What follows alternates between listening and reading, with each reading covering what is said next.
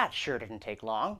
On September 10th, back in 1897, the human race topped off the achievement of having invented the automobile with the first ever drunk driving charge. A man named George Smith, yeah, sure thing, buddy, but that really was his name, crashed his London cab into a building, driving, progressives please note, an electric car. That was then the technology of the future. But unfortunately, this was the behavior of the past. Curiously, there doesn't seem to have been a law against riding a horse drunk, though you'd think that could be pretty dangerous too. And automobiles were so new in those days that the first American state didn't get around to banning driving while intoxicated until 1910. That was New York, swiftly followed by California. It's generally held that the automobile age began in 1886 when a German inventor called Benz produced his first real car.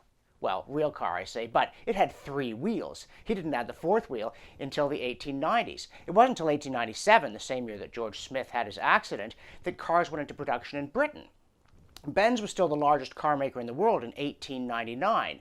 That year, he produced 572 vehicles. And in 1900 in the United States, you may be amused to know, steam cars were still the most common, followed closely by electric, with gasoline a distant third. People have this conspiracy theory that somehow the gasoline car makers suppressed other forms of invention. Actually, the reason they were in a position to dominate the market is that it eventually turned out to be the best technology. But improving technology doesn't improve human behavior.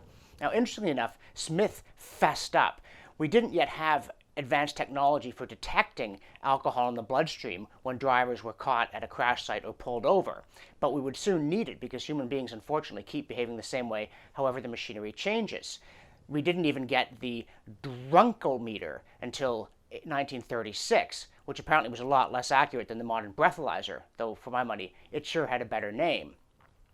Smith fessed up anyway. It was the old-fashioned thing, the red eyes, the slurred speech, stumbling around, slamming into buildings. Somehow it gave the game away, and his conscience kicked in, and he fessed up. Now, I'm not knocking technology here. It does wonderful things. As some of you may know, we just finished a full-length feature documentary done on Microsoft Surface Pro 3s, mid-range. That's cool. But don't expect technology to save us from ourselves. We invent the automobile, we go further, faster, cooler, we get tail fins, we get cup holders, we get GPS on board.